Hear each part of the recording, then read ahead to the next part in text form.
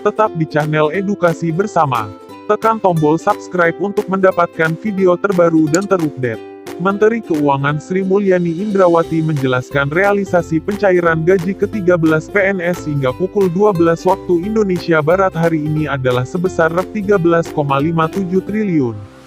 Dari jumlah pencairan tersebut, sebanyak Rp5,47 triliun yang merupakan gaji kepada para pegawai negeri sipil PNS, pemerintah pusat, prajurit TNI, dan Polri.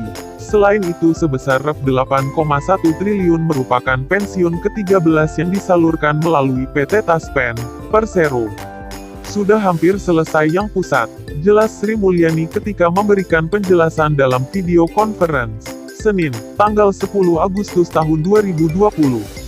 Bendahara negara itu menjelaskan, perkiraan keseluruhan pembayaran gaji ke-13 tahun ini mencapai Rp28,82 triliun. Angka tersebut terdiri atas Rp14,83 triliun yang berasal dari APBN untuk PNS aktif sebesar Rp6,94 triliun dan pensiunan Rp7,88 triliun. Sementara sebesar Rp13,09 triliun sisanya bersumber dari APBD. Sri Mulyani menjelaskan, anggaran gaji ke-13 yang belum seluruhnya cair lantaran prosesnya bergantung pada kesiapan administrasi dan regulasi, baik oleh pemerintah pusat maupun peraturan di tingkat pemerintah daerah. Dia mengatakan, hingga saat ini baru 82,5% satuan kerja yang sudah mengajukan surat perintah membayar SPM ke Bendahara Negara. Belum semua gaji ke-13 PNS cair, ini penjelasan Sri Mulyani. Menteri Keuangan Sri Mulyani Indrawati menjelaskan realisasi pencairan gaji ke-13 PNS hingga pukul 12 waktu Indonesia Barat hari ini adalah sebesar Rp13,57 triliun. Dari jumlah pencairan tersebut, sebanyak Rp5,47 triliun yang merupakan gaji kepada para pegawai negeri sipil PNS, pemerintah pusat, prajurit TNI, dan Polri. Selain itu sebesar Rp8,1 triliun merupakan pensiun ke-13 yang disalurkan melalui PT Taspen, Persero. Sudah hampir selesai yang pusat, jelas Sri Mulyani ketika memberikan penjelasan dalam video conference, Senin, tanggal 10 Agustus tahun 2020. Baca juga, ternyata, eselon I dan II juga dapat gaji ke-13. Bendahara negara itu menjelaskan, perkiraan keseluruhan pembayaran gaji ke-13 tahun ini mencapai Rp28,82 triliun. Angka tersebut terdiri atas Rp14,83 triliun yang berasal dari APBN untuk PNS aktif sebesar Rp6,94 triliun dan pensiunan Rp7,88 triliun. Sementara sebesar Rp13,09 triliun sisanya bersumber dari APBD. Sri Mulyani menjelaskan, anggaran gaji ke-13 yang belum seluruhnya cair lantaran prosesnya bergantung pada kesiapan administrasi dan regulasi, baik oleh pemerintah pusat maupun peraturan di tingkat pemerintah daerah. Dia mengatakan, hingga saat ini baru 82,5% satuan kerja yang sudah mengajukan surat perintah membayar SPM ke Bendahara Negara. Baca juga, Sri Mulyani, gaji ke-13 PNS dibayarkan hari ini.